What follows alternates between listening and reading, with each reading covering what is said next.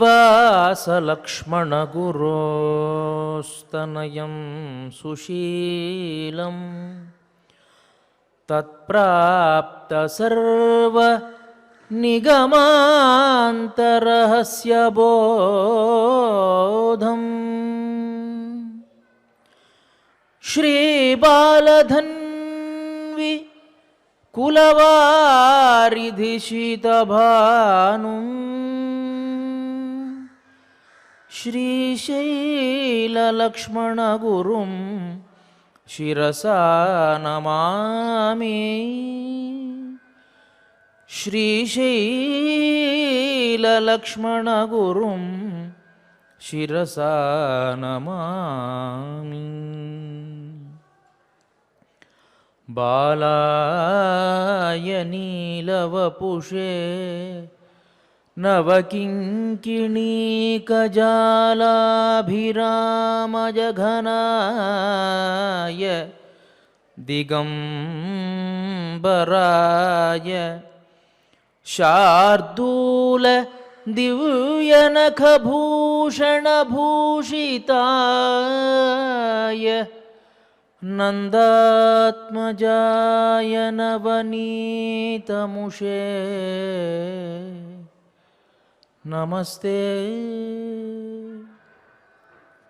శ్రీమదాదివరాహ క్షేత్ర విభూషితుడు అఖిలాండకోటి బ్రహ్మాండ నాయకుడు అయినటువంటి శ్రీనివాసుని పాదార విందాల చింత మనం మార్గశీర్ష వైభవాన్ని తెలుసుకునేటువంటి అవకాశాన్ని మనకు కల్పించినటువంటి శ్రీ వెంకటేశ్వర భక్తి ఛానల్ వారికి ముందుగా నా కృతజ్ఞతలు తెలియజేసుకుంటూ మనం మార్గశీర్ష మాహాత్మ్యంలో ఏకాదశి యొక్క మాహాత్మ్యాన్ని తెలుసుకుంటున్నాం. ఆ ఏకాదశి కూడా ఏ విధంగా మనం పాటించాలి అనే విషయాన్ని నిన్నటి రోజున చెప్పుకున్నాం. ఇక 13వ అధ్యాయంలో ఏకాదశి జాగరణ ఏ విధంగా చెయ్యాలి అనేటువంటి విషయాన్ని తెలియజేస్తూ ఉన్నారు. ఏకాదశి జాగరణ అంటే మనకు తెలిసిందే కదా, మామూలుగా మేలుకొని ఉండడం అని మనం అనుకుంటాం. కానీ దానికి 26 అంగాలుగా చెప్పబడింది ఇక్కడ పురాణం. 26 అంగాలను. అది ఏమిటి అంటే గీతం వాద్యంచ నృత్యంచ పురాణ పఠనం తథా ధూపం దీపంచ నైవేద్యం పుష్పం గంధానులేపనం అని ప్రారంభిస్తుంది. మనం జాగరణ చేసేటువంటి సందర్భంలో ఖాళీగా కూర్చోకూడదు. ఆ సమయంలో కూడాను భగవంతునికి సంబంధించినటువంటి గీతాలాపన చేస్తూ ఉండాలి. ఆ గీతాలాపనకు తగినట్లుగా వాద్యం ఉండాలి, దానికి తగినట్లుగా నృత్యము.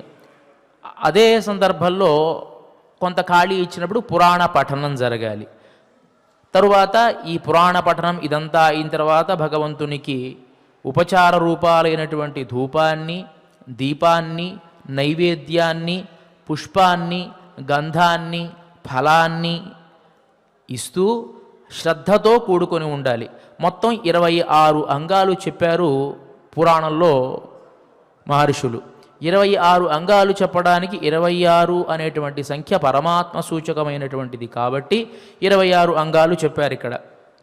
గీతము, వాద్యము, నృత్యము, పురాణ పఠనము, ధూపము, దీపము, నైవేద్యము, పుష్పము, గంధము, ఫలము, దీనితో పాటు శ్రద్ధ, దానము, ఇంద్రియ నిగ్రహము, సత్యము, నిద్ర లేకుండా ఉండడము, ఆనందదాయకమైనటువంటి వారితో కలిసి ఉండడము, ఆశ్చర్యము, ఉత్సాహము, పాపం చేయకుండా ఉండడము, అలసత్వము అంటే బద్ధకం లేకుండా ఉండడము, ప్రదక్షిణము, నమస్కారము, నీరాజనము, ఆనందంగా ఉండడము, తర్వాత తులసి సమర్పణము, మనస్సులో చిత్తాన్ని దృఢంగా ఉంచుకోవడం. మొత్తం 26 అంగాలు. ఈ 26 అంగాలు కూడాను మనం ఆ సందర్భంలో ఏకాదశి సందర్భంలో శ్రద్ధగా ఈ 26 అంగాలతో ఏకాదశి జాగరణ చేయాలి. చమత్కారంగా ఒక కథ ఉందండి. ఎవరో ఒక గొప్ప పురాణ ప్రవక్త పురాణం చెప్తూ ఉన్నట్ట ఏకాదశి మహాత్మ్యాన్ని చెబుతూ ఉంటే ఒక కోతి వింది. అది కూడా ఏకాదశి ఉపవాసం చేయాలి, నిరాహారంగా ఉండాలి అని నిర్ణయించుకొని ఏం చేసింది, జపం చేసుకుంటూ కూర్చుంది. జపం చేసుకుంటూ ఉండేటువంటి సందర్భంలో దానికి ఒక అనుమానం వచ్చింది. ఏమిటి, మనం జపం చేస్తున్నాం కదా ఇవాళ, ఆహారం కూడా తీసుకోకుండా జాగరణ చెయ్యాలి కదా.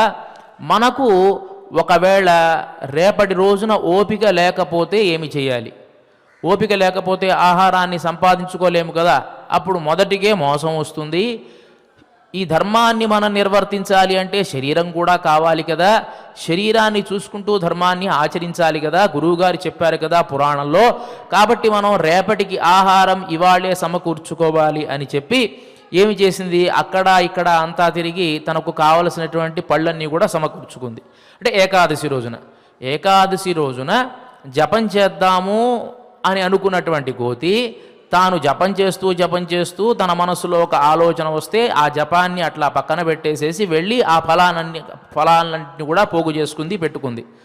మళ్ళీ జపం చేస్తూ ఉంటే కొంచెం అనుమానం వచ్చింది.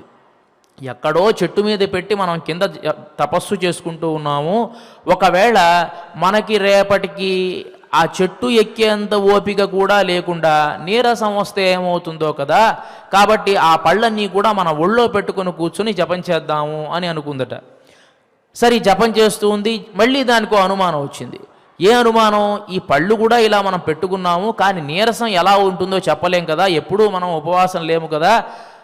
అలా గనక నీరసం వచ్చేసేసి ఆ పళ్ళని కూడా ఎత్తుకొని నోట్లో పెట్టుకోలేనటువంటి పరిస్థితి వస్తే ఏమి చేస్తాము అనేటువంటి ఉద్దేశంతో ఆ పళ్ళు అలానే జాగ్రత్తగా చేతిలో పట్టుకున్నది కాస్త నోట్లో పెట్టుకొని జపం చేస్తూ ఉంది. అలా జపం చేస్తూ ఉంటే జపానికి అడ్డంగా ఉందన్నమాట. ఆ పళ్ళు నోట్లో పెట్టుకుంది కదా, కాబట్టి కష్టము. దానికి 2 సంచులు ఉంటాయి ఇటు అటు.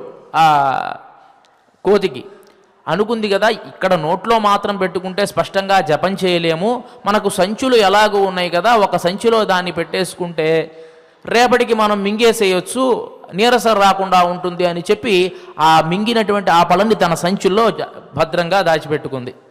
జపం చేస్తూ ఉంది. చేస్తూ ఉండేటువంటి సందర్భంలో నిద్ర వస్తూ ఉంది. అయినా పాపం శ్రద్ధగా జపం చేస్తూ ఉంది. ఇలా చేస్తూ ఉండేటువంటి సందర్భంలో దానికి తెలియకుండానే తన ఆ సంచుల్లో ఉండేటువంటి ఆహారాన్ని తాను మింగేటప్పటికీ నిద్ర వచ్చి పడుకుంది. అంటే ఏకాదశి ఉపవాసం ఇలా ఉంటుంది అని చమత్కారంగా పెద్దలు చెప్తూ ఉంటారు. మనం ఏకాదశి రోజున ఏదైతే చేయకూడదో అదే చేస్తాం. ఆహారాన్ని స్వీకరించకూడదు, అదేవిధంగా జాగరణతో ఉండాలి. అంటే మనకు ఆ రోజే నిద్ర వస్తుంది, ఆ రోజే ఆకలి వేస్తుంది. మనకి నిన్న చెప్పారు కదా, కేవలం శరీరాన్ని శుష్కింపజేయడం కాదు ఉపవాసము అంటే, ఉపసమీపే వసతి, భగవంతుడి సమీపంలో ఉండడం కోసమే ఉపవాసం. ఉపవాసం యొక్క అర్థం ఏమిటి? భగవంతుని ధ్యానంతో భగవంతుని సమీపంలో ఉండడము అంటే ఉపవాసము. అంతే తప్ప కేవలం ఆహారం లేకుండా నిద్ర లేకుండా శరీరాన్ని శుష్కింపజేసుకోవడం కాదు కదా. ఇక్కడ అందువల్లే 26 అంగాలు కూడా చెప్పబడ్డాయి. మనం ఖాళీగా ఉన్నాం అనుకోండి, ఏమవుతుంది? నిద్ర వస్తుంది. అందువల్ల మనం ఆ ఖాళీగా లేకుండా జాగరణ చేసేటువంటి సందర్భాల్లో మనం ఆ గీతాలను, భగవంతునికి సంబంధించినటువంటి గీతాలను పాడడం, వాద్యాలను వాయించడం, నృత్యం అంటే నాట్యం చేయడం, పురాణ పఠనం చేయడం, ఇది కేవలం ఒకటి వల్ల అవుతుందా అంటే ఒకటి వల్ల కాదు కదా. ఇంట్లో ఉన్నటువంటి వాళ్ళు సహకరిస్తేనే అవుతుంది. అంటే అప్పుడు ఒక్క మనిషిని నేను ఉపవాసం చేస్తాను, జాగరణ చేస్తాను, మీరు మాత్రం ప్రశాంతంగా మీ పని మీరు చూసుకోండి అంటే కుదరదు. ఇంట్లో ఉన్న వాళ్ళందరినీ కూడా కూర్చోబెట్టాలి. ఒకళ్ళు మనం పాట పాడుతూ ఉంటే ఒకళ్ళేమో నాట్యం చేయాలి, ఒకళ్ళేమో వాద్యం వాయించాలి, ఒకళ్ళేమో అప్పుడప్పుడు కథలు చెప్పాలి, పెద్దవాళ్ళు అయినటువంటి వాళ్ళు కథలు చెప్పాలి. ఇలా అంతా కాలం గడవాలి. అంటే ఇంటిల్లిపాది కూడా ఉపవాసం చేయాలి. ఇంటిల్లిపాది ఉపవాసం చేస్తేనే మనం ప్రత్యక్షంగా ఉపవాసం చేయగలం. కానీ మధ్యలో పూజ అంటే భగవంతుడికి ధూపాన్ని ఇవ్వడం, దీపాన్ని సమర్పించడం, పుష్పాన్ని సమర్పించడం, అదే సందర్భంలో నిద్ర లేకుండా ఉండడం. నిద్ర వచ్చినటువంటి సందర్భంలో ఏమి చేయాలి? పాట పాడాలి. మిగతా సమయంలో పురాణ శ్రవణం చేయాలి. ఇట్లా ఒకదాన్ని మార్చుకుంటూ గనక చేస్తే ఈ 26 అంగాలు గనక మనం సక్రమంగా చేయగలిగితే మనం పూర్తిగా ఏకాదశిని మనం పాటించినట్టు. అఖండ ఏకాదశి వ్రతం గురించి నిన్నటి రోజున చెప్పుకున్నాం. దశమి రోజు నక్తాన్ని పాటించి ఏకాదశి రోజు పూర్తిగా తాను ఉపవసించి ఆ రోజు జాగరణ చేసి మరుసటి రోజు ద్వాదశి పారణం చేయడం. ఇది చేస్తే ఇలాంటి ఏకాదశి వ్రతాలు 24 మార్గశీర్ష మాసాన్ని ప్రారంభించి మళ్ళీ మార్గశీర్ష మాసం వరకు చేస్తే దాన్ని అఖండ ఏకాదశి వ్రతము అని అంటారు అని మనం నిన్నటి రోజున చెప్పుకున్నాం. మరి ఈ ఏకాదశి వ్రతంలో కూడాను మనం ఉపవాసం ఉండేటువంటి పద్ధతులు ఇలా ఉండాలి చెప్పుకున్నాం కదా. ఫల సమర్పణ చెయ్యాలి, శ్రద్ధతో ఉండాలి. ఈ శ్రద్ధ అనేటువంటిది మనస్సుకు సంబంధించింది. అదే సందర్భంలో దానం చెయ్యాలి. ఇంద్రియ సంయమనాన్ని కోల్పోకూడదు, కోపం కానీ అలాంటివి తెచ్చుకోకూడదు. అదే సందర్భంలో అబద్ధాలు మనం చెప్పకూడదు, నిద్ర అనేటువంటిది రాకూడదు. ముదా మధ్య జనాన్వితం, ఆనందంగా ఉండేటువంటి జనాల మధ్యలో ఉండాలి తప్ప మిగతా వాళ్ళు నిద్రపోతూ నేను మాత్రం జాగరణ ఉండాలి అంటే కుదరదు. ముదా మధ్య జనాన్వితం, మనకు ఆనందాన్ని చేకూర్చేటువంటి జనాల మధ్యలో మనం ఆహ్లాదంగా ఉంటే మనకు కూడా నిద్ర రాదు. ముదా మధ్య జనాన్వితం సాశ్చర్యం, ఆ భగవంతుని కథలు మనం వింటూ ఉన్నప్పుడు ఒక ఆశ్చర్యాన్ని వ్యక్తపరచడం. సోత్సాహం, ఎప్పటికప్పుడు ఉత్సాహాన్ని తెచ్చుకోవడం. వింటూ ఉంటే నూతన ఉత్తేజాన్ని మనం పెంపొందించుకుంటూ ఉండడం. పాపం అనేటువంటిది చేయకుండా ఉండడం. ఆలస్యం అంటే బద్ధకం, ఒళ్ళు విరుచుకోవడం, ఇలాంటివన్నీ కూడా ఆ ఏకాదశి ఉపవాస దినం రోజు చేయకూడదు. భగవంతునికి ప్రదక్షిణం చెయ్యాలి, నమస్కారం చెయ్యాలి, అప్పుడప్పుడు హారతిని సమర్పించాలి. ఆనందంతో ఉండేటువంటి చిత్తంతో ఆనందంతో ఉండాలి. యామానికి కూడా ఇట్లా చేస్తూ భగవంతునికి తులసి సమర్పణం చెయ్యాలి అని చెప్తూ 26 గణ సంయుక్తం ఏకాదశ్యాంచ జాగరం, ఇట్లా ఈ 26 అంగాలతో కూడుకున్నటువంటి ఈ జాగరణ చేసినటువంటి వాడు పునరావృత్తి లేనటువంటి లోకాలకు వెళతాడు అని చెప్తూ ఇంకా ఏం చెప్తున్నారు? యోగీతాం పఠతే రాత్రౌ మమ నామ సహస్రకం వేదోక్తానాం పురాణాం జాగరాత్ పుణ్యమాప్నుయాత్. ఎవరైతే ఏకాదశి రాత్రి సమయాల్లో భగవద్గీతా పారాయణం, సహస్రనామ పారాయణం చేస్తారో వారు అత్యంత పుణ్యాన్ని పొందుతారు. ధేనుదానం యః కుర్యాత్ జాగరే మమ పుత్రక లభతే నాత్ర సందేహ సప్తద్వీపవతి ఫలం. ఎవరైతే ఉపవాస దినం రోజు ధేను దానం చేస్తారో, ఆవు దానం చేస్తారో వాళ్ళు 24 ఈ సప్తద్వీపవతి అయినటువంటి ఈ భూమిని దానం చేసినటువంటి పుణ్యం కలుగుతుంది అని చెబుతూ జాగరంచ ఏచ కుర్వంతి కర్మణ మనసాగిరా నతేషాం పునరావృత్తిర్మమ లోకాత్ కథంచన. ఎవరైతే ఈ విధంగా జాగరణ చేస్తారో వారికి మళ్ళీ లోకం అనేదే ఉండదు, అంటే ముక్తి కలుగుతుంది అని చెప్తూ ప్రోత్సాహయిత్వా లోకాన్యః జాగరం కురుతే నిశి. ఎవరైతే తాను మాత్రమే ఏకాదశి వ్రతాన్ని పాటించడం కాదు, ప్రోత్సాహయిత్వా లోకాన్యః పక్కన ఉండేటువంటి వారిని కూడా ప్రోత్సహించి ఈ ఏకాదశి వ్రతాన్ని చేస్తారో ప్రాప్నోతి చక్రవర్తిత్వం సత్యం మే వ్యాహృతం సుత. వాళ్ళు చక్రవర్తిగా అవుతారట మరుజన్మలో. ఇట్లా రకరకాలుగా ఏకేచిత్ గాయకా విప్రావాదక నర్తకాశ్చయే నర్తకీ సహితాయాంతి మమలోకే సనాతనే. మనం చెప్పుకున్నాం కదా, కొంతమంది పాటలు పాడాలి, కొంతమంది నర్తించాలి అని. అంటే ఇది ఒక సమూహంలా ఉన్నప్పుడు ఈ వ్రతం మనం సఫలంగా చేసుకోగలం, కానీ ఏకాంతంగా ఒక్కళ్ళు మాత్రమే చేసేటువంటి వ్రతం కాదు ఈ ఏకాదశి వ్రతం. ఒక సమూహంలా ఉండి ఆనందంలో మునిగి తేలుతూ మనం చేస్తే ఏకాదశి వ్రతాన్ని మనం సక్రమంగా చేసుకుంటాం. ఇది సామూహికంగా చేయవలసినటువంటి వ్రతంగా చెప్పబడుతోంది పురాణంలో. ఎవరైతే భరతనాట్యం చేస్తూ ఈ గీతాలను ఆలాపిస్తూ ఉంటారో వాళ్ళు మళ్ళీ పునరావృత్తి లేనటువంటి లోకాలకు వెళతారు అని చెబుతూ నిష్కామంగా ఈ ఏకాదశిని ఆచరించేటువంటి వారు, అంటే కొంతమంది కొన్ని కోరికలు ఉంటాయి, ఆ కోరికల కోసం ఈ ఏకాదశి వ్రతాన్ని ఆచరిస్తే ఆ కోరికలు ఈడేరతాయి. అలా కాకుండా నిష్కామంగా చేసేటువంటి వారు ఎవరైతే ఉంటారో వారికి ఎలాంటి జాతిలో జన్మించినా కూడాను వారికి ముక్తి లభిస్తుంది అని చెప్పి ఈ కలియుగంలో నకలౌ పావనం ధ్యానం నకలౌ జాహ్నవీజనం నకలౌ పావనం జాప్యం ముక్త్వైకం జాగరం మమ. ధ్యానం కానీ లేకపోతే జలాలలో స్నానం చేయడం కానీ ఇవన్నీ ముక్తిని ప్రసాదించవు. ఈ కలియుగంలో జాగరణ చేస్తే తప్పకుండా ముక్తి లభిస్తుంది అని చెప్పి మాహాత్యం పఠతే భుక్త్వా మయోక్తం జాగరోద్భవం ద్వాదశీ సంభవ పుత్ర కులానాం తారయేచ్ఛతం. ఎవరైతే ఈ ఏకాదశి మాహాత్మ్యాన్ని పఠనం చేస్తారో వారికి సత్సంతానం కలుగుతుంది, వారి ద్వారా వారికి ముక్తి ఏర్పడుతుంది అని చెబుతూ ఈ జాగరణ సక్రమంగా చెయ్యాలి అని స్కాంద పురాణంలో ఉండేటువంటి మార్గశీర్ష మాహాత్యంలో మనకి స్పష్టంగా జాగరణ ఏ విధంగా చెయ్యాలో చెప్పబడింది. ఇక 14వ అధ్యాయంలో ఈ మార్గశిర మాసంలో చేసేటువంటి మత్స్యోత్సవం గురించి చెబుతూ ఉన్నారు. దాన్ని మనం రేపటి రోజున తెలుసుకుందాం. ఇక ఇవాల్టి రోజున మనం భగవంతునికి సంబంధించినటువంటి కొన్ని కథల గురించి చెప్పుకుంటూ ఉన్నాం, భగవంతుని యొక్క గుణాల గురించి చెప్పుకుంటూ ఉన్నాం. దానిలో భాగంగా ఇవాటి రోజున భగవంతుడికి ఉండేటువంటి సౌశీల్య గుణాన్ని గురించి చెప్పుకుందాం. సౌశీల్యము అంటే సుశీలస్య భావ సౌశీల్యం అంటే ఎంత గొప్పవాడైనా సరే అందరితో కూడాను అరమరికలు లేకుండా కలిసిపోవడం, దాన్ని సౌశీల్యము అని అంటాం. ఇలా భగవంతుడు అవతారాన్ని ధరించినప్పుడు ఎన్నో రకాల దృష్టాంతాలు మనం చూస్తూ ఉంటాం. దానిలో మనకు రామాయణంలో శబరి యొక్క వృత్తాంతాన్ని చెబుతారు. శబరి అనేటువంటి ఆమె పరమభక్తురాలు, ఆమె ఆటవిక జాతికి సంబంధించినటువంటి స్త్రీ. వాస్తవానికి ఆమెకి ఎలాంటి జ్ఞానము లేదు, కానీ గురు శుశ్రూష అనేటువంటి దానిని మాత్రమే చేస్తూ ఉండేటువంటి ఆమె. మా గురువులు ఇట్లా చెప్పారు, ఇట్లా నేను వ్యవహరించాలి అని అనుకుందే తప్ప ఏదో తపస్సులు చేయడమో ఏదో యాగాలు చేయడమో తెలియనటువంటి స్త్రీ. మతంగ మహర్షి ఆశ్రమంలో ఉండేటువంటి వారందరికీ కూడాను సపర్యలు చేస్తూ తన జీవితాన్ని గడిపినటువంటి ఒక వార్ధక్యం కలిగినటువంటి స్త్రీ ఈ శబరి అనేటువంటి ఆమె. నువ్వు ఎన్నో వేదాలు అధ్యయనం చేయాల్సినటువంటి అవసరము లేదు, ఎన్నో పురాణాలు అధ్యయనం చేయాల్సినటువంటి అవసరం లేదు, యాగాలు లేకపోతే యజ్ఞాలు లేకపోతే తపస్సు చేయాల్సినటువంటి అవసరం లేదు.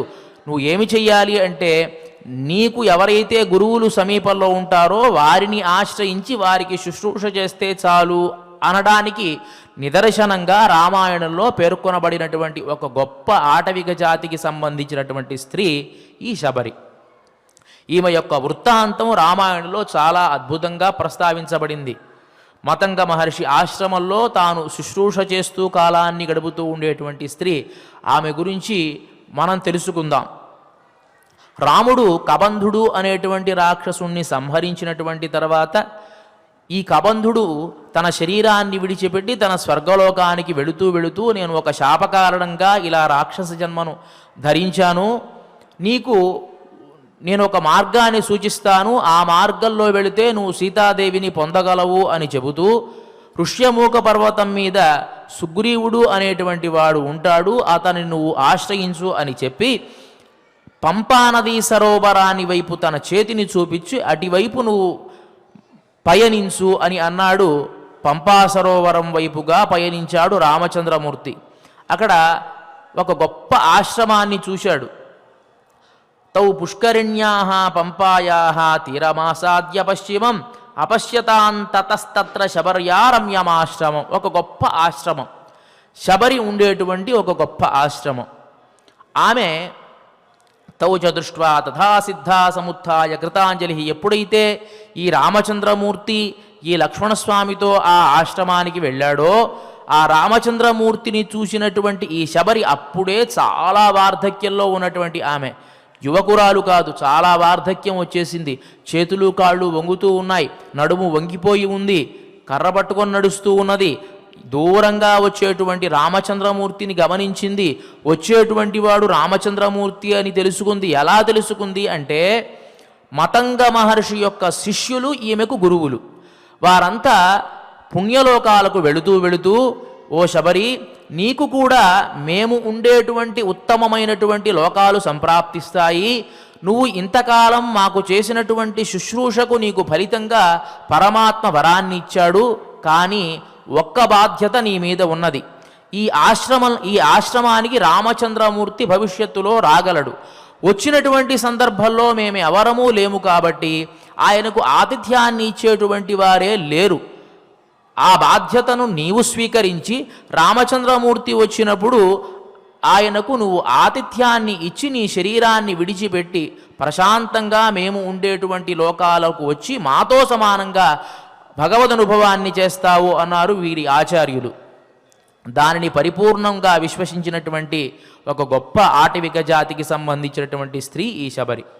ఈమె ఎప్పుడైతే దూరంగా వచ్చేటువంటిది వారు చెప్పినటువంటి లక్షణాలు కలిగినటువంటి వారు కనిపిస్తూ ఉన్నారో అతడే రామచంద్రుడు, పక్కన ఉండేటువంటి వాడు లక్ష్మణుడు అని తెలుసుకొని వారి దగ్గరికి వెళ్ళి తౌచ దృష్ట్వా తథా సిద్ధా సముత్థాయ కృతాంజలి. ఎప్పుడైతే ఆ ఆశ్రమాన్ని సమీపిస్తూ ఉన్నాడో రామచంద్రమూర్తి గబుక్కున లేచి రామస్య పాదౌ జగ్రాహ లక్ష్మణస్య చ ధీమతః. రామచంద్రమూర్తికి ఆ వార్ధక్య దశలో కూడా నమస్కారాన్ని చేసి, లక్ష్మణస్వామికి నమస్కారాన్ని చేసి, పాద్యమాచమనీయంచ సర్వం ప్రాదాద్యథావిధి. పాద్య అర్ఘ్య అంటే రాగానే కాళ్ళు కడుక్కోవడానికి నీళ్లు, చేతులు కడుక్కోవడానికి నీళ్లు, పుక్కిలించడానికి నీళ్లు ఇవంతా ఇచ్చి చక్కగా ఉచితమైనటువంటి ఆసనాన్ని ఇచ్చింది. లోకల్లో మనం ఒక విషయాన్ని గమనించాలండి. సంస్కారం గొప్పదా లేకపోతే జ్ఞానం గొప్పదా అంటే జ్ఞానం కంటే సంస్కారమే గొప్పది. జ్ఞానము అనేటువంటిది బుద్ధి ఉన్నవాడి ప్రతివాడికి ఉంటుంది. సంస్కారం అనేది రానే రాదు. సంస్కారం మనస్సుకు పట్టినటువంటిది. మనస్సుకు పట్టినటువంటి సంస్కారం అది చెడ్డదైనా సరే మంచిదైనా సరే పోదు. జ్ఞానము ఉన్నా మనం ఆచరించలేకపోవచ్చు. సంస్కారం ఉందనుకోండి తప్పకుండా ఆచరించి తీరతాము. ఈ శబరికి ఉండేటువంటిది జ్ఞానము కాదు సంస్కారము. కాబట్టి తన గురువుల దగ్గర మనం చూస్తూ ఉంటాం, కొంతమందికి మన దగ్గర పనిచేసేటువంటి వాళ్ళు మనకు పెన్ను కావాలన్నా పేపరు కావాలన్నా మనం చెప్పాల్సినటువంటి అవసరంలా, ఏదన్నా ఒక వస్తువు కావాలంటే ఇలా చూడగానే యజమాని యొక్క దృష్టిని గమనించి వెంటనే తీసుకొచ్చి ఇస్తాడు. అది సంస్కారం అన్నమాట. అది ఆ యజమానిని చూడగానే నేర్చుకునేటువంటి పద్ధతి. ఏదో చెప్పి నేర్పించేటువంటిది కాదు. ఆ యజమానిని చూస్తూ చూస్తూ చూస్తూ తాను నేర్చుకున్నటువంటి ఒక ప్రక్రియ, ఇది సంస్కారం అంటాం. ఏది కావాలో ఈ శబరి కూడా అక్కడ ఉండేటువంటి ఆ మహర్షులు ఏది కావాలో చెప్పకుండానే ఇంతకాలం చేసినటువంటి సేవలకు కలిగినటువంటి సంస్కారం అలాంటిది. కాబట్టి ఈ మహర్షులు కూడా ఈ గురుతరమైనటువంటి బాధ్యతను ఆమెకిచ్చారు. ఏమండి, మనం ఇంట్లో ఉంటాం, ఇల్లు విడిచి వెళ్ళిపోయేటువంటి సందర్భంలో మన ఇంటి తాళాలు ఎవరికైనా ఇచ్చి ఒక ఆయన వస్తాడు వాడిని గమనించు అని చెప్పాము అంటే వచ్చేటువంటి వాడు గొప్పవాడైతే ఎంత గొప్పవాడికి మనం ఆ బాధ్యతను ఇస్తాం. ఆ ఇంట్లో ఉండేటువంటి వాడు వచ్చినటువంటి వాడిని సకల మర్యాదలతో గౌరవిస్తాడు అనేటువంటి నమ్మకం ఉంటేనే కదా ఇచ్చేది. మరి అలాంటి గురుతర బాధ్యతను శబరికి ఆ మహర్షులు ఇచ్చారు అంటే శబరి యొక్క గొప్పతనం ఏమిటి అనేది మనం తెలుసుకోవాలి. అంటే అంత సంస్కారవంతురాలు ఈ శబరి. ఆటవిక జాతిలో జన్మించినప్పటికీ కూడాను అక్కడ ఉండేటువంటి మహర్షులతో ఉండేటువంటి సాంగత్యం వల్ల ఆమెకు ఎంతో జ్ఞానం కలిగింది. అందుకనే అంటారు కదా అందరూ కూడాను, ఇంగువ కట్టిన గుడ్డ అని. ఇంగువ గుడ్డలో కట్టామనుకోండి కొంతకాలానికి ఆ వాసన పోదు, ఆ ఇంగువ తీసేసిన. అదేవిధంగా ఆ మహర్షుల సాహచర్యం వల్ల ఆమెకు కలిగినటువంటి జ్ఞానం ఆ మహర్షులు ఈ లోకాన్ని విడిచిపెట్టి వెళ్ళిపోయినా కూడాను అలాగే ఉంది. రామచంద్రమూర్తి వస్తాడు వస్తాడు వస్తాడు అనేంతవరకు ఉంది. మనకు ఆశ్చర్యం కలుగుతుంది, ఆమె చచ్చిపోలేదు కాబట్టి ఉంది అని మనం అనుకుంటాం. కానే కాదు, ఆమె తరువాత రామచంద్రమూర్తికి అతిథి సత్కారాలంతా కూడా చేసినటువంటి తర్వాత తానే ప్రాయోపవేశం చేసి శరీరాన్ని పరిత్యజించినటువంటి ఒక గొప్ప భక్తురాలు. ఇది మనకి రామాయణంలో కనిపిస్తుంది. సహజంగా లోకల్లో గురువుని బట్టి శిష్యులకు పేరు వస్తుంది. మనం చెప్తాం ఫలానా వాళ్ళకి నేను శిష్యుణ్ణండి అని చెప్పుకుంటే ఓహో అంత గొప్పవాడు ఆయన గురువు గారు కాబట్టి శిష్యుడుగా ఓహో అని మనం అనుకుంటాం. కొంతమందికి శిష్యుల వల్ల పేరు వస్తుంది. అలాంటి శిష్యులు దొరకడం చాలా అరుదు. అలాంటి శిష్యులలో అగ్రగణ్యురాలు శబరి. ఒక గురువు ఉన్నాడండి, ఆయన ఏదో గొప్ప పండితుడు, రాజు యొక్క ఆస్థానంలో ఉన్నాడు. ఆయన దగ్గర ఒక గోవులు మేపుకునేటువంటి వాడు ఉన్నాడు ఈ గురువు గారి దగ్గర. ఈ గోవులు మేపుకునేటువంటి వాడికి అతని మీద పరిపూర్ణమైనటువంటి గౌరవం, ఆ పండితుడి మీద. ఆయన్నే గురువుగా తాను అభిమానించి తిరుగుతూ ఉన్నాడు తప్ప ఆయనకు ఒక అక్షరం ముక్క నేర్పిన పాపాన ఆయన పోలా, ఈయన నేర్చుకున్న పాపాన ఈయన పోలా. ఈయన ఆయన దగ్గర ఏమీ నేర్చుకోలేదు, అతను ఇతనికి ఏమీ నేర్పించాల. కానీ గురువు అంటే అత్యంతమైనటువంటి భక్తి. ఆ వచ్చేటువంటి పండితుని చూస్తే లేస్తాడు, నమస్కారం చేస్తాడు, అయ్యగారు మీరేం చెప్తే అది చేస్తానండి అంటాడు. చాలా భక్తి అన్నమాట. ఆయన ఎంతోమందికి పాఠాలు చెబుతూ ఉన్నాడు, ఆ పాఠాలు వింటూ ఉంటాడు తప్ప అక్కడికి వెళ్ళి కూర్చునేటువంటిది ఏమీ లేదు. ఆవులు మేపుకునేటువంటి వాడు ఏం జ్ఞానం ఉంటుంది అతనికి ఏం చెప్పాలి అనేటువంటి ఉద్దేశం. ఈయనకి అలాంటి పెద్దవాడి దగ్గర నేర్చుకునేటువంటి జ్ఞానం నాకుందా అనేటువంటి గొప్పతనం ఇతనికి. ఇలానే కాలం జరుగుతూ ఉంది. రాజాస్థానంలో ఉన్నటువంటి ఈ పండితుడు ఒకానొక సందర్భంలో రాజుగారికి ఒక అనుమానం వచ్చింది, దేవుడు ఉన్నాడా లేడా అని. ఉన్నాడండి అన్నాడు ఈయన వెంటనే లేచి. అనేటప్పటికి దేవుడు ఉన్నాడా, అట్లా అయితే నాకు చూపించు అన్నాడు ఈయన. ఈయన ప్రహ్లాదుడా చూపించడానికి రాజుగారి దగ్గర ఉన్నాడు, మనం చూపించాలి అంటే శక్తి మనకు లేదు, పోనీ ఉన్నాడు అని నిరూపించగలగాలి. ఎలా నిరూపిస్తాం? నిరూపించకపోతే రాజుగారి దగ్గర ఉన్నాం, ఏం చేస్తాడో ఏమిటో. గొప్పవాళ్ళ దగ్గర వచ్చి ఉండేటువంటి చావేంటంటే వాళ్ళు ఆనందం కలిగితేనేమో పక్కన కూర్చోబెట్టుకుని ముద్దాడుతారు, ఒకవేళ కనుక కోపం వచ్చిందా శిరచ్ఛేదమే, ఇంక వేరే ఏమీ ఉండదు వాళ్ళ దగ్గర. ప్రేమ వచ్చినా తట్టుకోలేము, కోపం వచ్చినా తట్టుకోలేము. రాజుగారి ఆస్థానంలో ఉన్నాడు కదా, ఏమి చెయ్యాలి? రాజుగారు ఒకరోజు ప్రకటించారు, ఫలానా రోజు నేను చెప్తానండి. ఏదో దాటవేశాడు ఇతను కూడా. అలా నిరూపించాలి అంటే నేను కొంత తపస్సు చేయాలి, ఆ చేసిన తర్వాత మీకు నిరూపిస్తా అన్నాడు. ఒక గడువు ఇచ్చాడు ఆయన. సరే, ఆ గడువు వచ్చేంతవరకు ఇంట్లో కూర్చొని ఈయన బాధపడుతూ ఉన్నాడు. ఏమిట్రా ఈ కర్మ, పొరపాటున దేవుడు ఉన్నాడని చెప్పాను, నోరు మూసుకుని ఉండాల్సింది. అందరూ పండితులు నోరు మూసుకున్నారు కదా, నేను కూడా నోరు మూసుకుంటే సరిపోయేది కదా, దేవుడున్నాడు అని నేనెట్లా నిరూపించేది అని బాధపడుతూ ఉన్నాడు. రాజుగారు ఇచ్చిన గడువు కాస్త దగ్గరకు వచ్చేస్తూ ఉంటే రాజభటులు వచ్చారు. వచ్చి ఏమండి రాజుగారు పిలుస్తున్నారు అన్నాడు. ఏమయ్యా కొంచెం నలతగా ఉంది ఇవాళ రాను, రేపు వస్తానని చెప్పు అన్నాడు ఆయన. సరే అయిపోయింది. రాజుగారికి ఇతని మీద మర్యాద ఉంది కాబట్టి వదిలేశాడు, వెళ్ళిపోయాడు. మళ్ళీ రేపు వచ్చింది, రేపు కూడా వచ్చారు. రాగానే ఇవాళ కూడా నిన్నటికంటే ఇంకా బాగా నీరసంగా ఉంది కాబట్టి ఎల్లుండి రండి అన్నాడు. రోజులు గడుస్తూ ఉన్నాయి. 2-3 రోజుల తర్వాత ఈయన భయపడుతూ ఉన్నాడు, బాధపడుతూ ఉన్నాడు, చావు దగ్గర పడుతూ ఉన్నట్టు అనిపిస్తోంది ఇతనికేమో. ఆ వాళ్ళు వచ్చినప్పుడల్లా ఇదేదో తీసుకువెళ్ళి ఏకంగా ఉరిశిక్షే తప్ప మనం బతికి బట్టకట్టేది లేదు అని బాధపడుతూ ఉన్నాడు.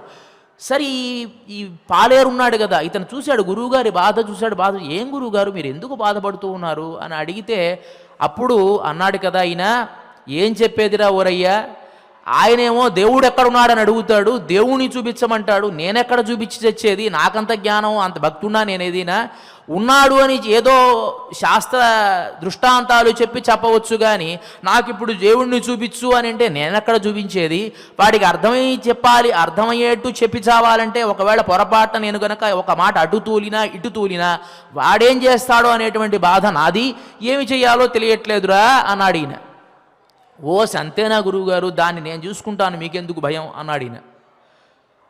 వీడేం చేస్తాడో అక్కడికి వెళ్ళి కనీసం ఏదో జైలు కారాగార శిక్షణ వస్తే పర్వాలే, వీటి వెళ్ళి ఏదో ఎరాకోళంగా మాట్లాడితే చివరికి చంపేస్తాడని భయం ఒకవైపు ఈయనకి. కానీ ఒక ధైర్యం ఏమిటి అంటే ఇతనికి ఎట్లాగూ ఇవాళ కాకపోతే రేపైనా శిక్ష అనుభవించాల్సిందే, నేను గనక వెళితే ఏమవుతుందో తెలియదు, వీడేం చేస్తాడో చూద్దాం అని నోరు మూసుకుని కూర్చున్నాడు. సరే, రాజభటులు వచ్చారు. రాగానే ఈ శిష్యుడు ఉన్నాడు కదా, ఇప్పుడు మనకి పేరే లేదనుకోండి, ఒక చోట ఏదో మాట్లాడమన్నారు, మాట్లాడేశాం, పేరు వస్తే వస్తుంది, లేకపోతే లేదు, నష్టమే ఉంది. అదే పేరున్నటువంటి వాడు ఏదన్నా మాట్లాడితే అమ్మో ఏమవుతుందో ఏమిటో, మనకు పేరు పోతుందేనో బాధపడతాడు. ఈ పాలేరుకు గొడవే ఉంది, ఉంటే ఉంటాడు, లేకపోతే పీకేస్తాడు, చంపేస్తాడు. ఆయనకి గురువుగారి మీద ఉండేటువంటి భక్తి అలాంటిది. కాబట్టి ఎప్పుడైతే రాజభటులు వచ్చారో ఈయనేమో చేతులు నలుపుకుంటూ కూర్చున్నాడు. ఈయన గురువుగారు, నేను వస్తానండి, మా గురువుగారు ఇంత చిన్న విషయాలకి మా గురువుగారు మీరు ఇబ్బంది పెడతారు, మా గురువుగారిని నేను వచ్చి సమాధానం చెబుతానన్నాడు. వెళ్ళాడు. వెళ్ళగానే ఇతను ఆవులను కాచుకునేటువంటి వాడు కదా, ఇంకేమీ ఇతనికి భాష ఏం తెలియదు. సరే వెళ్ళాడు, రాజుగారి దగ్గర కూర్చున్నాడు. కూర్చునేటప్పటికి నువ్వెవరు అంటే నేను ఆయన దగ్గర ఉండేటువంటి పాలేరునండి అన్నాడు. మరి శిష్యుడు అని చెప్పావే అంటే ఆయన దగ్గర చాలా నేర్చుకున్నానండి, నేర్చుకోవాల్సిందంతా అన్నాడు ఈయన. నేను అడిగినటువంటి ప్రశ్నకి సమాధానం చెప్పగలవా అన్నాడు. చెప్తానండి, అది పెద్ద విషయమా అన్నాడు. చెప్పకపోతే తల తీసేస్తా అన్నాడు. పెద్ద విషయం, తీసేసుకోండి అన్నాడు ఈయన. సరే, నేను అడిగిన ప్రశ్న ఏమిటి అంటే దేవుడు ఉన్నాడా, ఉంటే ఎక్కడ ఉన్నాడు నాకు చూపించగలవా అన్నాడు. సరే, ఈయనన్నాడు కదా, సరేనండి, నాకు మీకు చెప్పాలంటే ఎలా చెప్పాలో అర్థం కావట్లేదు, కానీ నాకు అర్థమైతే అవుతుంది, నాకు చిన్న పని చేయండి, మీరు పాలు తెప్పించండి అని అడిగిన. సరే, పాలు తెప్పించాడు. పాలు తెప్పిస్తే ఇతను అన్నాడు కదా, ఈ పాలల్లో వెన్న ఉందా అండి అని అడిగాడు ఈయన. పాలల్లో వెన్న ఉండేదేంటి? ఎలా వస్తుంది వెన్న? వెన్న రాదు కదా. వెన్న ఎలా ఉంటుంది పాలల్లో అంటే, పాలు తోడబెట్టి పాలని కాయాలి, కాచి దాన్ని తోడబెట్టాలి, తోడబెడితే మీగడ వస్తుంది, మీగడ వచ్చిన తర్వాత మీగడ ధరిస్తే వెన్న వస్తుంది. కాబట్టి పాలలో వెన్న ఉన్నట్టా లేనట్టా అని అడిగిన. నిజమే కదా, పాలలో వెన్న ఉన్నట్టే కదా. పాలలో వెన్న ఉంది, కానీ కనిపిస్తోందా? కనిపించటల్లా. అంటే పాలని కాయాలి, కాచినటువంటి పాలలో దాన్ని తోడబెట్టాలి, తోడబెట్టిన తర్వాత మీగడ సంగ్రహించాలి, ఆ మీగడని మళ్ళీ మనం తరిస్తే వెన్న వస్తుంది. ఓహో, అంటే పాలలో వెన్న ఉన్నట్టే కదా. మరి మీరు దేవుడు కనిపించాలి అంటే ఎలా కనిపిస్తాడండి? దేవుడు అంతటా ఉన్నాడు. కనిపించాలి అంటే ఎట్లా అయితే పాలను మనం మరగబెట్టి మీగడ సంగ్రహించి తరిస్తే అప్పుడు వెన్న కనిపిస్తుందో అలా దేవుడు కనిపిస్తాడు. ఏమండి, సామాన్యంగా ఉండేటువంటి పాలలో వెన్నే కనిపించకుండా ఉంటే అంతటా వ్యాపించి ఉండేటువంటి పరమాత్మ మీకు ఎలా కనిపిస్తాడండి? ఎంత సాధన చేయాలి, ఎంత తపస్సు చేయాలి, ఎన్ని యజ్ఞాలు చేయాలి, ఎన్ని యాగాలు చేయాలి, ఎన్ని మంచి మాటలు వినాలి, ఎన్ని దానాలు చేయాలి. ఇవి చేస్తే కదా దేవుడు కనిపించేది. ఇవేమీ చేయకుండా సామాన్యంగా ఉండేటువంటి పాలలో వెన్నే కనిపించకుండా ఉంటే, ఇవన్నీ చేయకుండా దేవుడు మాత్రం ఇదన్నీ సృష్టించినటువంటి వాడు కనిపించాలంటే కనిపిస్తాడా అని అడిగిన. ఓరిని ఇల్లు బంగారంగాను భలే చెప్పావే అనుకున్నాడు. సరే, వెంటనే ఆ ప్రశ్న వరకు ఆగల, వీడిని ఇంకా పరీక్షిద్దాం అనుకున్నాడు. అనుకుని దేవుడు ఎటువైపు చూస్తూ ఉంటాడు అన్నాడు ఆయన. ఎటువైపు అంటే ఒక ప్రశ్న వేస్తే అక్కడ ఆగిపోవాలి కదా. సరే, నాకు కొవ్వొత్తి తీసుకురండి అన్నాడు. సరే, కొవ్వొత్తి తీసుకొచ్చాడు. కొవ్వొత్తి తీసుకొస్తే ఆ కొవ్వొత్తిని వెలిగించాడు. వెలిగించిన తర్వాత, ఏమండి ఈ కొవ్వొత్తి ఎటువైపు ప్రకాశిస్తోంది చెప్పగలరా మీరు అన్నాడు. అన్ని వైపులా ప్రకాశిస్తోంది కదా. అదేవిధంగా దేవుడు అన్ని వైపులా చూస్తాడు. అంత శక్తి ఉన్నటువంటి వాడు ఆయన. ఆయన గురించి చెప్పేదా? ప్రతిదాన్ని దృష్టాంతంతో చెబుతూ ఉన్నాడు ఈయన. సరే, ఇలా కాదు, ఏమండి దేవుడు ఉన్నాడు, సరే అంగీకరించాను. దేవుడు అన్ని వైపులా చూస్తాడు అని అంగీకరించాను. దేవుడు ఏం చేస్తూ ఉంటాడు? అసలు దేవుడు ఏం చేస్తాడు అంటే, దేవుడు అన్నీ చేయగలడండి అన్నాడు ఆయన. అన్నీ చేయగలడా? ఏం చేస్తాడు? నాకు సరిగ్గా వివరణ చెప్పు అన్నాడు ఆయన. ఏమండి, ఇందాకడి నుంచి నేను చూస్తున్నాను, నేనేదో పాలేరునే కాదంటల్లా, ఇన్ని ప్రశ్నలు వేస్తూ ఉన్నారు. ఇన్ని సహజంగా మేము మా గురువు గారి దగ్గర ఏదన్నా ఒక ప్రశ్న వేసేటప్పుడు ఏం చేస్తామయ్యా అంటే, కింద కూర్చొని మా గురువు గారికి ఉన్నతమైనటువంటి ఆసనం వేసి ఒక ప్రశ్న వేస్తాం. ఆయనకు అనుగ్రహం కలిగితే 2 మాటలు మాకు చెప్తాడు. అంతేగాని గురువుగారిని కింద పెట్టి ప్రశ్నలు వేయమండి. ఎంత పాలేరునైతే మాత్రం మీరు గురువుగారిని వేసే ప్రశ్నలని నన్ను వేస్తున్నారు, కాబట్టి ఆ సింహాసనం మీద కూర్చోబెడితే నేను మీకు సమాధానం చెబుతానన్నాడు. సరే, ఇంత గొప్పగా చెప్తున్నాడు కదా అని సరే సింహాసనం మీద ఆయన్ని కూర్చోబెట్టి ఈయన కాస్త కింద ఆసనంలో కూర్చొని అయ్యా ప్రశ్న వేశాడు. అలా కాదు, నమస్కారం పెట్టి అడగాలండి. నమస్కారం పెట్టి కదా అడగాల్సింది. ఒక ప్రశ్న వేశాడు. ప్రశ్నకాల ప్రతీక్ష. ఎంత కష్టపడితే విద్య వస్తుంది? శిష్యుడు లక్షణం ఏమిటి? శిష్యుడు ఎప్పుడు కూడా గురువుని ప్రశ్న వేసేటప్పుడు ఒక సమయం, సందర్భం అన్నీ ఉంటుంది. అలా ప్రశ్న వేయాలి. ఆ వేసేటువంటి సందర్భంలో వినయము అన్నీ గోచరించాలి. వినయం గోచరించాలంటే నమస్కారం పెట్టి ప్రశ్న అడగాలి. ఇన్ని చేస్తే కదా గురువు గారు చెప్తారు. మీరు కూడా నమస్కారం పెట్టి అడగండి అన్నాడు. ఈ నమస్కారం పెట్టి అయ్యా చెప్పండి అని అడిగిన. అప్పుడు అన్నాడు కదా, దేవుడు ఏదైనా చేయగలడయ్యా. నువ్వు రాజువి అనుకుని ఇంతకాలం కూడా సింహాసనం మీద కూర్చున్నావు, నీ సింహాసనం మీద నేను కూర్చున్నాను, నేనుండేటువంటి ఆసనానికి నువ్వు వచ్చావు అంటే దేవుడు ఒక్క క్షణకాలలో ఏదైనా జరిగినటువంటి సామర్థ్యం ఉంది అని అంటాడు ఆ వచ్చినటువంటి పాలేరు. అంటే ఎంత జ్ఞానమో చూడండి. అంటే విద్యను అభ్యసించకపోయినా సంస్కారం. అంటే గురువుగారు ఎలాంటి విద్య అతనికి నేర్పించాలా? గురువుగారేమో భయపడుతూ ఉన్నాడు, రాజుగారు ఏం చేస్తాడో ఏమిటో అని. కానీ ఇతనికి ఎంత ధైర్యమో చూడండి. పోతా ఉంటాం, ఆయన్ని మనం కాపాడుకోవాలి కదా అనేటువంటి భక్తి ఆయనది. అంటే జ్ఞానం గొప్పదా, సంస్కారం గొప్పదా అంటే జ్ఞానానికంటే సంస్కారమే గొప్పది అనేటువంటిది నిరూపిస్తుంది కథ. అదే విధముగా రామాయణంలో శబరి యొక్క వృత్తాంతాన్ని మనం తీసుకున్నట్లయితే ఎంత గొప్ప స్త్రీ అండి. ఆమె గురువుల గురించి ఆమె చెప్పేటువంటి సందర్భంలో నా ఆచార్యులు ఇలాంటి వారు, ఇలాంటి తపస్సంపన్నులు అని చెప్పి వివరిస్తూ ఉంటుంది. ఆ కథను మనం వివరంగా రేపటి రోజున తెలుసుకుందాం. ఇక ఇవాల్టి రోజున మార్గశీర్ష అధిదేవత అయినటువంటి ఆ పరమాత్మను కుంతి చేసినటువంటి ఈ కృష్ణ స్తోత్రం ద్వారా మనం ప్రార్థించి ఈ కార్యక్రమాన్ని ముగిద్దాం. ఎవరైతే శ్రీ వెంకటేశ్వర భక్తి ఛానల్ ప్రసార మాధ్యమం ద్వారా ఈ కార్యక్రమాన్ని వీక్షిస్తూ ఉన్నారో వారు నిమీలిత నేత్రులై భగవంతుని పాదార విందాలను తమ మనస్సులో లగ్నం చేసుకుంటూ ఈ విధంగా పారాయణ చేయండి. కుంత్యువాచ కుంత్యువాచ నమస్యే పురుషం త్వాద్యం నమస్యే పురుషం త్వాద్యం ఈశ్వరం ప్రకృతేః పరం ఈశ్వరం ప్రకృతేః పరం అలక్ష్యం సర్వభూతానాం అలక్ష్యం సర్వభూతానాం అంతర్బహిరవస్థితం అంతర్బహిరవస్థితం మాయాజవనికాచ్ఛన్నం మాయాజవనికాచ్ఛన్నం అజ్ఞాధోక్షజమవ్యయం అజ్ఞాధోక్షజమవ్యయం న లక్ష్యసే మూఢదృశా నరక్షసే మూఢదృశా నటో నాట్యధరో యథా నటో నాట్యధరో యథా తథా పరమహంసానాం తథా పరమహంసానాం మునీనామమలాత్మనాం మునీనామమలాత్మనాం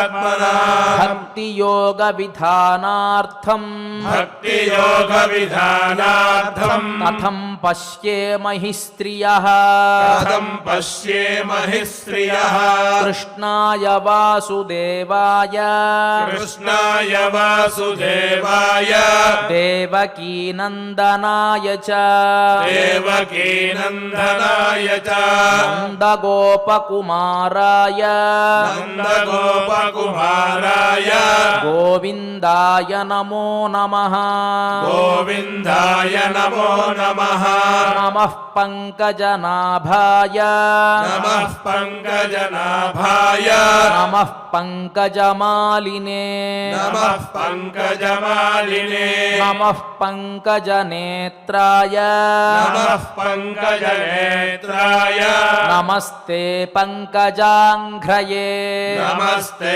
పంకజాంఘ్రయే యథా హృషీకేశ ఖలేన దేవకీ యథా ఋషికేశ కలేన దేవకీ కంసేన రుద్ధాతి చిరం శుచార్పితా కంసేన రుద్ధాతి చిరం సుచార్పితా విమోచితాహం చ సహాత్మజా విభో విమోచితాహం చ సహాత్మజా విభో త్వయైవ నాథేన ముహుర్విపద్గణాత్ త్వయైవ నాథేన ముహుర్విపద్గణాత్ విషాన్నః అగ్నేః పురుషాదదర్శనాత్ విషాన్నహాగ్నే పురుషాదర్శనాత్ అసత్సభాయా వనవాసకృచ్ఛ్రతః సరస్సవాయవసృచ్ఛతః మృధే మృధేనేకమహారథాస్త్రతో మృధే మృధేనేక మహారథాస్త్రతో ద్రౌణ్యస్త్రతశ్చాస్మ హరేభిరక్షితాః ద్రౌణ్యస్త్రశ్చాస్మ హరేభిరక్షితాః విపదः సంతు నశ్యశ్వత్ విపదः సంతు నశ్యశ్వతే తత్ర తత్ర జగద్గురో తత్ర తత్ర జగద్గురో భవతో దర్శనం యత్ స్యాత్ భవతో దర్శనం యచ్చాత్ అపునర్భవ దర్శనం పునర్భవ దర్శనం జన్మైశ్వర్యశ్రుతశ్రీభిః జన్మైశ్వర్యశ్రుతశ్రీభిः ఏధమానమదః పుమాన్ ఏధమానమదః పుమాన్ నైవార్హత్యభిధాతుం వై నైవార్హత్యభిధాతుం వై త్వామకించన గోచరం త్వామకించన గోచరం నమో కించన విత్తాయ నమో కించన విత్తాయ నివృత్తగుణవృత్తయే నివృత్తగుణవృత్తయే ఆత్మా రామాయ శాంతాయ ఆత్మా రామాయ శాంతాయ కైవల్యపతయే నమః కైవల్యపతయే నమః మన్యే త్వాం కాలమీశానం మన్యే త్వాం కాలమీశానం అనాదినిధనం విభుం అనాదినిధనం విభుం సమంచరంతం సర్వత్ర సమంచరం సర్వత్ర భూతానాం యన్మిథః కలిః భూతానాం యన్మిథః కలిః న వేద కశ్చిత్ భగవంశ్చికీర్షితం నవేద కశ్చిత్ భగవం చికీర్షితం తవేహ మానస్య నృణాం విడంబనం తవేహ మానస్య నృణాం విడంబనం వర్ధనम् నయస్య కశ్చిద్ దయితోస్తి కర్హిచిత్ నయస్య కశ్చిద్ దయితోస్తి కర్హిచిత్ ద్వేష్యశ్చ యస్మిన్ విషమామతిర్నృణాం ద్వేషశ్చ యస్మిన్ విషమామతిర్నృణాం ఇతి శ్రీమద్భాగవతే శ్రీమద్భాగవతే మహాపురాణే ప్రథమస్కంధే అష్టమేऽధ్యాయే ద్వాదశ శ్లోకాః శ్లోకాః పరీక్షుత్తుని మళ్ళీ పునరుజ్జీవింపజేయడానికి బ్రహ్మచారి యొక్క కరస్పర్శ కావాలి అంటే భీష్ముడు లాంటివాడు, వేదవ్యాసుడు లాంటివాడు మేము ఆ యోగ్యతకు తగిన వారము కాము అన్న సందర్భంలో నేను నిత్య బ్రహ్మచారిని అని వచ్చి కృష్ణ పరమాత్మ స్పర్శించడం వల్ల పరీక్షిత్తు జన్మించాడు. అంటే 16,000 మంది భార్యలు ఉన్నప్పటికీ కూడాను, అష్టమహిషులు ఉన్నప్పటికీ కూడాను అది ఏమీ తనకు సంబంధించినటువంటిది కానటువంటి వాడిగా ఋషిలా వ్యవహరించేటువంటి వాడు కృష్ణ పరమాత్మ కాబట్టి ఘోటకమైనటువంటి బ్రహ్మచారిని తానే అని నిరూపించాడు. ఆ దృష్టాంతాన్ని భాగవతంలో చూపిస్తారు. ఆ సందర్భంలో కుంతి ఎన్నో విధాలుగా ఆ కృష్ణ పరమాత్మను స్తుతిస్తుంది. ఈ లోకంలో గారడీవాడు గారడీ చేసేటువంటి సందర్భంలో ఆ చెయ్యి ఎట్లా తిరుగుతుందో, ఎట్లా ప్రవర్తిస్తుందో గుర్తించడం ఎంత కష్టమో, అదేవిధంగా నీ లీలలు తెలుసుకోవడం కూడా అందరికీ కష్టమే. చూడడానికి ఒక రకంగా ఉంటుంది, కానీ లోపల అంతరార్థం వేరుగా ఉంటుంది. అది తెలుసుకోవడానికి నేనంత దాన్ని సామాన్యమైనటువంటి స్త్రీని కథం భక్తియోగ విధానార్థం కథం పశ్యేమహి స్త్రియ ఎంతమందో యోగులకు నీ తత్వం బోధపడుతుంది కానీ నాలాంటి సామాన్యమైనటువంటి స్త్రీకి నీ తత్వం బోధపడుతుందా అని కృష్ణాయ వాసుదేవాయ దేవకీ నందనాయ చ నందగోపకుమారాయ గోవిందాయ నమో నమః. ఇది అందరూ కూడా పారాయణ చేస్తూ ఉంటారండి సహజంగా. ఇది కూడా ఒక గొప్ప మంత్రం లాంటిది. ఇలా కీర్తించి ఆమె అంటుంది కదా, యథా హృషీకేశ కలేన దేవకి, ఒకానొక సందర్భంలో దేవకి కంసుడి చేత బాధింపబడితే ఆమెకు ఉండేటువంటి ఆ చెరసాల నుంచి బంధ విముక్తుణ్ణి చేసినటువంటి వాడివి నీవే. అంతేకాదు మమ్మల్ని లక్క ఇంటిలో దహనం చెయ్యాలి అని చూసినా, విషాన్ని పెట్టి భీముణ్ణి సంహరించాలి అని చూసినా, లేకపోతే నిండు సభలో ద్యూతంతో ఓడించి ద్రౌపది వస్త్రాపహరణం చెయ్యాలి అని చూసినా, ఆ సందర్భంలో మాకు ఆపద్బాంధవుడివిగా వచ్చి మమ్మల్ని కాపాడినటువంటి వాడివి నీవేనాయినా అని కీర్తిస్తూ ఒక గొప్ప విషయాన్ని తెలియజేస్తుంది. ఏమిటంటే విపదః సంతు న శశ్వత్ తత్ర తత్ర జగద్గురో. గొప్ప శ్లోకం ఉంటుంది, గొప్ప శ్లోకం ఇది. ఓ కృష్ణ పరమాత్మ విపదః సంతు నశ్యశ్వతి, ఎప్పుడూ నాకు ఆపదలు రావాలి. ప్రపంచంలో ఎవడైనా కోరుకుంటాడా అంటే ఈమె మాత్రం కోరుకుంటుంది. అలాంటి భక్తురాలు విపదః సంతు నశ్యశ్వతి, ఎల్లప్పుడూ కూడా నాకు ఆపదలు రావాలి. ఎందువల్లంటే భవతో దర్శనం యత్ స్యాత్ అపునర్భవ దర్శనం, అప్పుడే మేము నిన్ను ప్రార్థిస్తాము, ఆ ప్రార్థించినప్పుడు నీ దర్శనం మాకు కలుగుతుంది. అంతే కదండి, కృష్ణుని ఎప్పుడు ప్రార్థిస్తే అప్పుడే వచ్చాడు కదా పాండవుల దగ్గరికి. ఎప్పుడెప్పుడు ప్రార్థించారు వీళ్ళు కూడా? కష్టాలు వచ్చినటువంటి సందర్భంలోనే ప్రార్థించారు తప్ప సుఖాలు ఉన్నప్పుడు తలుచుకోలేదే. కాబట్టి నేను అడిగేది ఒకటే, కృష్ణ పరమాత్మ నిన్ను ఎప్పుడు కూడా మాకు కష్టాలనే ఇవ్వు, ఎప్పుడు కూడా మాకు కష్టాలను ఇస్తే ఎప్పుడూ కూడా నిన్ను మేము తలుచుకుంటూ ఉంటాము అని ప్రార్థించినటువంటి గొప్ప భక్తురాలు కుంతి చేసినటువంటి స్తోత్రంలో మనం ఇవాల్టి రోజున ఒక 12 శ్లోకాలు పారాయణ చేసుకున్నాము. ఇక ఇవాల్టి ఈ కార్యక్రమాన్ని క్షమాప్రార్థన నుంచి మంగళం వరకు అందరం కలిసి పారాయణ చేసి భగవంతుని అనుగ్రహాన్ని పొందుదాం. అథ క్షమాప్రార్థన యదక్షరపదభ్రష్టం మాత్రాహీనం చ యద్భవేత్ తత్సర్వం క్షమ్యతాం దేవ నారాయణ నమోస్తుతే. అథ భగవత్సమర్పణం కాయేన వాచా మనసేంద్రియైర్వా బుద్ధ్యాత్మనా వా ప్రకృతే స్వభావాత్ కరోమి యద్యత్ సకలం పరస్మై నారాయణాయేతి సమర్పయామి. అథ మంగళం శ్రియః కాంతాయ కళ్యాణ నిధయే నిధయేర్థినాం శ్రీవేంకట నివాసాయ శ్రీనివాసాయ మంగళం.